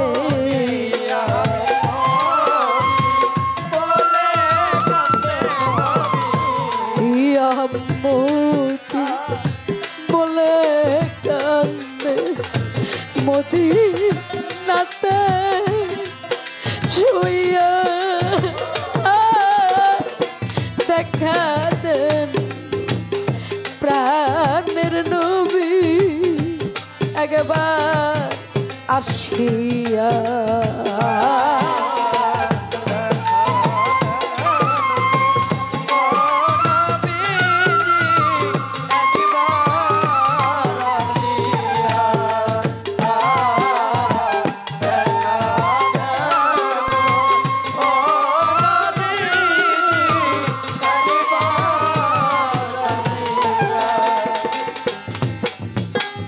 মতি বলে কান্দে মদিনা শুইয়া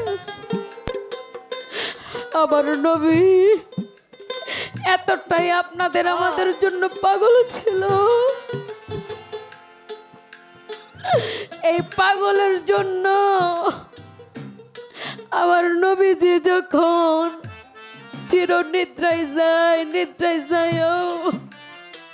দেখে তার শুয়ে রাখছে, দুইটা ঠোঁট নড়তেছে। যখন দুইটা ঠোঁট নড়ে মাওলাই আলী ওই আলী করে বললো যে হোজাইয়া কান দিয়া শোনে উম্মত উম্মত উম্মত বলে কাঁদতেছে। ও বাবা, যেই ব্যক্তিটা যেই বান্ধবটা আমাদের সবার জন্য কাঁদে, তার কষ্টে তার দুঃখে কি এক ফোঁটা চোখের পানি ঝরাইতে পারি না।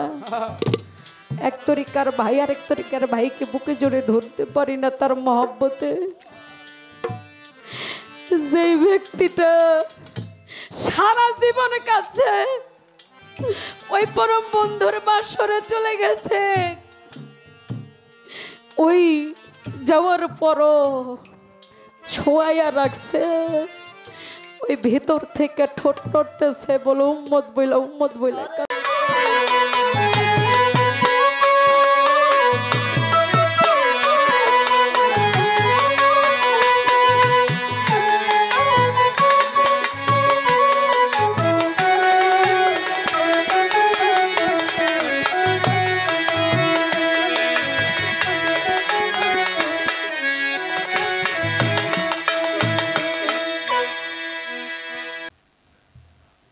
ধন্যবাদ। বেলা বন্ধ করতে বললাম। খুব সুন্দর অনেক কথা বললেন। যদিও বাইরে গিয়েছিলাম, পালা আনসার ভাই আগে শেষ করে দিয়েছে দেখে আর ওইগুলো আর কেয়ার করি নাই। না সত্য যা কয় কোক, কারণ আর তো পালা নাই। কিন্তু পালারে আমি সারলে কি হয়েছে, পালাই আমারে সারে নাই। আমি না না আচ্ছা গাবো তো, সব গানই গাবো। এখন একটা প্রশ্ন করছে, প্রশ্নের জবাব দিতে হবে না? তাইলে এ কথা কোন ময়নার গান তো গাবো রাত ভরেই। ময়নার গান একবারে সবার শেষের গান। এবার একটা প্রশ্ন যেহেতু রেখেছে জবাব করতে হবে। প্রশ্ন কি? মাওলা আলী করিমুল্লাহ ওয়াজহ তিনি মসজিদের ভিতরে তাকে যে হত্যা করা হইল, মাওলা আলীর এক নাম শেরে খুদা, অর্থাৎ খুদাই শক্তি যার সঙ্গে। তাহলে খুদাই শক্তি যদি মাওলা আলীর সঙ্গে থাকে, তাহলে তাকে যে মসজিদ ঘরে হত্যা করলো, এই বিষয়টা কি? কারা হত্যা, কেন হত্যা করলো, কে হত্যা করলো? এবং মনসুর হেল্লাসের কথা বলল যে মনসুর হেল্লাসকে গলার মধ্যে ছুরি চালাইলো, মনসুর হেল্লাস হত্যা হইল না। কে কইছে হত্যা হয় নাই? মনসুর হেল্লাস রে কাইটা টুকরা টুকরা কইরা আগুন দিয়া পুইরা ছাই কইরা দিছে। সরার কাজী রবিউল কাজী, শরীয়তের আলেম, শুধু তাকে কাইটা টুকরা টুকরা করে নাই, আগুন দিয়া পুইরা ছাই কইরা দিছে। পুরা ছাইতেও পর্যন্ত বলছে আইনা হক, আইনা হক, আইনা হক। ওই পুরা ছাই পর্যন্ত আয়না হোক জিকির করেছে, মনসুর হেল্লাসকেও ছাড় দেয় নাই। কারণ মনসুর হেল্লাসকে কতল করেছে বিধায় তো আবার ওই শরীয়তের কাজী রবিউল কাজী তার যেই মেয়ে ছিল ওই মেয়ের ঘরে আবার জন্ম নিল। অনেক বড় কাহিনী, অত বড় কাহিনীতে যাব না। তবে মাওলা আলীর যে বিষয়টা, মনসুর হেল্লাসকেও হত্যা করেছিল কারা, সেই দলটা এখনো আমাদের মধ্যে আছে। তারা মরণ হয় নাই তাদের, তারা ধ্বংস হয়ে যায় নাই। কিয়ামত যতদিন না হবে ওই দল এখনো থাকবে, এখনো আছে। গানটা যেহেতু প্রশ্ন আছে, গানটা রাখি, তার মধ্যেই আমি জবাবটা দিয়ে দেব। এই আপনার এই অপারেটর কই, ওই ভাই কই, ওর একটু ডাকেন, এটা বাড়াইতে হবে। হ্যালো হ্যালো, বুঝতেছো না তো তুমি, জ্ঞান বাড়াও। হ্যালো হ্যালো, নবীর আহলে বা ইয়াতের উপর যেই বান্দার নাই মুহাব্বত, নবীর আহলে বা ইয়াতের উপর যেই বান্দার নাই মুহাব্বত, কাট্টা কাফের দোজখের কীট, নবীর শাফায়াত পাইব না, নবীর শাফায়াত। নবীর আহলে বা ইয়াতের উপর যেই বান্দার নাই মুহাব্বত,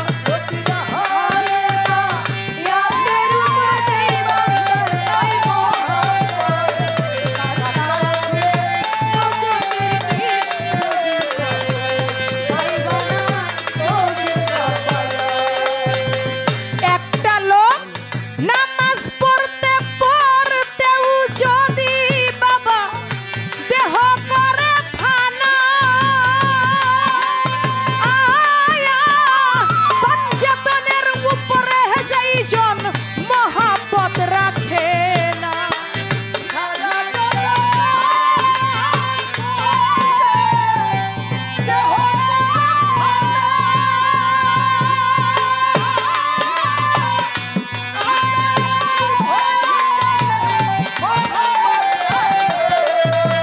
নামাজ পড়তে পড়তেও যদি দেহ করে ফানা, মনরে পঞ্চতনের উপরে যেইজন মহব্বত রাখে না, ওরে হজ জাকাত সে যতই করুক সব কিছুই হবে বরবাদ।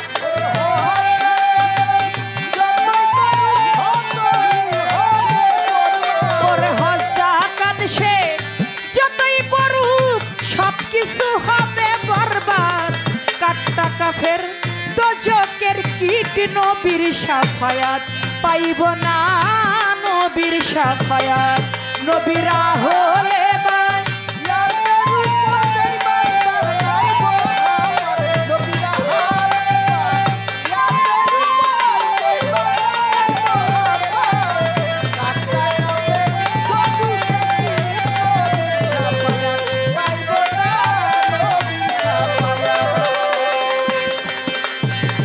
মান কুনতুম মাওলা ফাহাজা আলিউল মাওনা বলে হাদিসের ঘোষণা,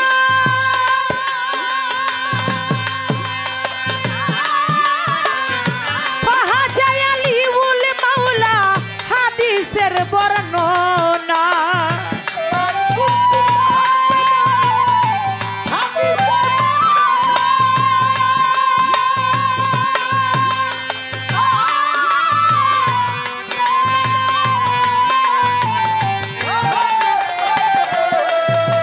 মান কুনতুম মাওলাহু বলে বলছে দিন দেওয়ানা, ফাহাজা আলিউল মাওলা হাদিসের বর্ণনা। নবী কয় আমি যার মাওলা, আলী তার মাওলা, দুইজনা থাকি একসাথে।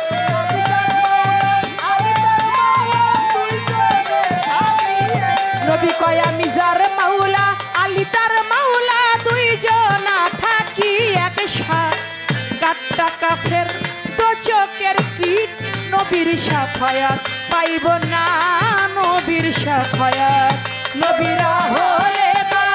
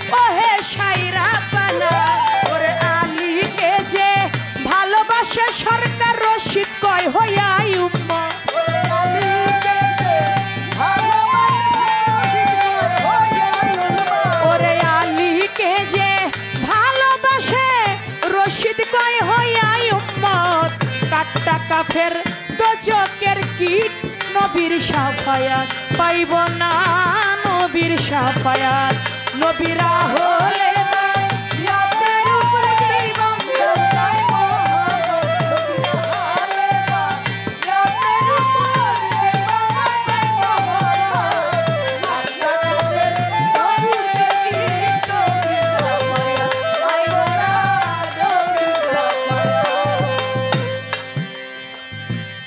হযরত আলীকে কেন হত্যা করা হলো? দেখেন, এই যে নাহরাইনের যে যুদ্ধটা হয়েছিল, ওই নাহরাইনের যুদ্ধে মাওলা আলী এমনভাবে তিনি যুদ্ধ করেছিল যে এই যুদ্ধে আমার দয়াল নবী খুশি হয়ে মাওলা আলীর একটা নাম পর্যন্ত রেখেছিল, যার নাম আসাদুল্লাহ। আসাদুল্লাহ নামের অর্থ আল্লাহর সিংহ। আসাদুল্লাহ নামের অর্থ আল্লাহর সিংহ। এমনভাবে যুদ্ধ করলো যেই যুদ্ধে খুশি হয়ে আমার দয়াল নবী নাম রাখলেন আসাদুল্লাহ। ওই যুদ্ধে যারা পরাজিত শক্তি ছিল, যারা পরাজিত হয়ে গেল, যেই যুদ্ধ আপনি একজনের সাথে যুদ্ধ করবেন, যে আপনার কাছে হেরে যাবে তার মনের ভিতরে একটা ক্ষোভ থাকবে না? জ্বরে যেই জায়গায় পাবো সেই জায়গায় ওরে আমি যেই কৌশলী হোক হত্যা করব। ওই নাহরাইনের যুদ্ধে যারা হযরত আলীর সাথে যুদ্ধ করেছিল, ওই যুদ্ধে যারা হেরে গিয়েছিল, ওই অপশক্তি মাওলা আলীর পিছন ছাড়ছিল না। তারা মাওলা আলীর পিছনে ঘুরতেছিল কখন তাকে হত্যা করা যায়। ঠিক এমন সময় মসজিদ কুব্বার মধ্যে মাওলা আলী নামাজের মধ্যে রত হইলেন, বলে হাবিবকে বললেন, মুসলিম যিনি হত্যা করলো তার নাম ছিল মুসলিম, এবং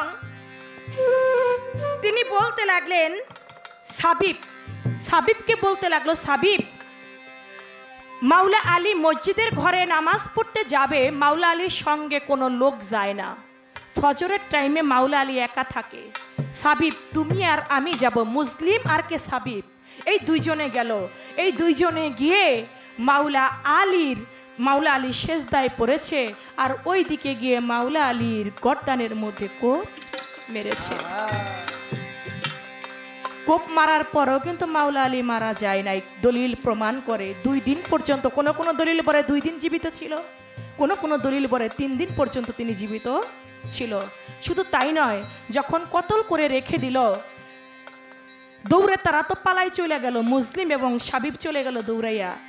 ওই আমার হযরত আলীর লোকজন ছুটে সবাই চলে আসলো, মাওলা আলীকে মসজিদ ঘরের মধ্যে কুপিয়ে জখম করেছে। মাওলা আলীকে শরবত দিল যে আপনি একটু শরবত খান। কয় যারা আমাকে হত্যা করছে অর্ধেকটা শরবত আগে তাদেরকে খাওয়াও, যারা আমাকে হত্যা করছে, যারা আমাকে জখম করেছে অর্ধেকটা শরবত তাদেরকে খাওয়াও। তাদেরকে সংবাদ পাঠাইলো মাওলা আলী তোমাদেরকে অর্ধেক শরবত খাইতে কয়। কয় কি না জানে শরবতের মধ্যে বিষ মিশাইছে। মাওলা আলী কি বিষ মিশাইছিল? মাওলা আলী বিষ মিশিয়েছিল না। অর্ধেকটা শরবত তাদেরকে খাইতে কও, কিন্তু তারা খায় নাই। মাওলা আলী কেন বলেছিল? যদিও মুসলিম এবং সাবিব হত্যা করেছে, কিন্তু তাদের জন্যই তো মাওলা আলী শহীদি মৃত্যুটা পেয়েছে। যদি তারা ওইভাবে মসজিদে তাকে হত্যা না করতো, কতল না করতো, তাহলে শহীদি মৃত্যুটা তিনি লাভ করতে পারতো না। দেখেন, হুসাইনকে যারা কারবালার মধ্যে শহীদ করলো তারা কি মুসলমান ছিল না? সবাই মুসলমান ছিল। তারা বলতে লাগলো হুসাইনকে কারবালার মধ্যে শহীদ করে আমরা আসরের নামাজ আদায় করব। আচ্ছা, যে পাক পাঞ্জাতনকে আমার দয়াল নবী মহব্বত করেছেন, আমার দয়াল নবী মহব্বত রেখে গিয়েছেন যে যারা আমার পাঞ্জাতনকে মহব্বত করবে, তোমাদের মধ্যে রেখে গেলাম 2টি বিষয়বস্তু। একটি পবিত্র কোরআন, দ্বিতীয়তে আহলে বায়াত। আহলে বায়াত, আহলে বায়াত, আহলে বায়াত কারা? পরিবার বর্গ, যেটা আমার মা ফাতেমা, হাসান হুসাইন, হযরত আলী আমার দয়াল নবী তার চাদরের মধ্যে ঘিরে পড়েছিলেন, এরাই আমার আহলে বায়াত। এদের হাতে যারা থাকবে, এদের অনুসারী যারা হবে, তারা কখনো পথভ্রষ্ট হবে না। আমার দয়াল নবী বলে গিয়েছেন, হযরত আলীকে নিয়ে কোরআনের মধ্যে সূরা মাইদার ৬৭ নং আয়াত আমার আল্লাহ পাক নাজিল করেছেন।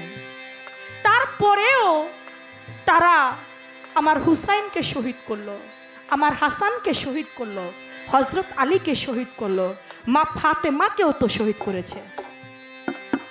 মা ফাতেমা গর্ভবতী ছিল, দরজার মধ্যে লাথি মারা হলো, মা ফাতেমা পড়ে গেল। মা ফাতেমার একটা সন্তান ছিল যার নাম ছিল মহাসিন, গর্ভপাত হয়ে গেল, সেই ব্যথা বেদনায় মা ফাতেমাও মারা গেল।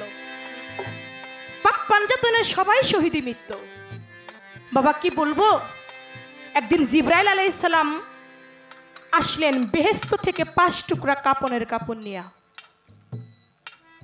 এক টুকরা 5 টুকরা কাপড় আমার দয়াল নবীজির হাতে দিলেন। হাতে দিয়ে বললেন, এই কাপড়গুলো আপনি ভাগ করে দেন। বলে কে পাঠাইছে? কয় আল্লাহই দিছে। এক টুকরা কাপনের কাপড় আমার দয়াল নবী তার নিজের জন্য রাখলেন। আরেক টুকরো কাপনের কাপড় আমার মা ফাতেমাকে ডেকে তাকে দিলেন। আরেক টুকরো কাপড় হযরত আলীকে ডাক দিয়ে দিলেন। আরেক টুকরো কাপড় দিলেন হাসানকে। আরেক টুকরো কাপড় রাখলেন আমার দয়াল নবী তার নিজের জন্য। এবার ছোট ছোট পায়ে হেঁটে এসে হুসাইন বলে, নানা সবাইকে তো কাপড় দিলেন, না না আমারে কাপড় দিবেন না? আমার মা ফাতেমা বলে, বাবা আপনি সবাইকে কাপনের কাপড় দিলেন, আমার হুসাইনকে কাপনের কাপড় দিবেন না? কয় মারে, কাপনের কাপড় তো সে পায় যার মৃত্যুর পরে গোসল দেওয়া হয়, যার মৃত্যুর পরে জানাজা পড়ানো হয়, যার গোসল দেওয়া হয়। কয় বাবা তাহলে আমার হুসাইনের কি গোসল হবে না মৃত্যুর পরে? তার জানাজা হবে না? কয় মারে, হুসাইনের এমন ভাবে মৃত্যু হবে, তার দেহ থেকে কল্লাটা চিরচ্ছেদ করা হবে, চিরচ্ছেদ করে কারবালার ময়দানে তাকে হত্যা করা হবে। কয় বাবা তাহলে আমার হুসাইনকে যে হত্যা করবে, আপনি না তার নানা, আপনি ফেরাবেন না আমার হুসাইনকে যে ওরা হত্যা করবে কারবালার মাঠে? কয় মারে, সেদিন আমি নবী যে দুনিয়ার বুকে থাকবো না। কয় বাবা আমার হুসাইনকে কারবালার মধ্যে নির্মম ভাবে গলা থেকে শিরচ্ছেদ করবে, শির আলাদা করে ফেলবে। বাবা আপনি যদি সেদিন দুনিয়ায় না থাকেন, তার তো বাবা হযরত আলী, সে তো সন্তানকে অবশ্যই বাঁচাইতে যাবে সেই মাঠে। কয় মারে, সেদিন মাওলা আলীও থাকবে না। কয় বাবা সেদিন যদি আপনি না থাকেন, সেদিন যদি মাওলা আলী না থাকে, তাহলে ভাই হয়ে তো ভাইয়ের বিপদে হাসান অবশ্যই আগাবে, আর কেউ না গাইলে তো ভাই হইয়া ভাইয়ের বিপদে তো ঘরে বসে থাকতে পারবে না, আমার হাসান তো ঠিক আগাবে। বলে মারে, সেদিন হাসানও থাকবে না, হাসান তার আগেই চলে যাবে। কয় বাবা সেদিন যদি আপনি না থাকেন, সেদিন যদি মাওলা আলী না থাকে, সেদিন যদি হাসান না থাকে, আমি মা নিজেই যাব কারবালার মাঠে।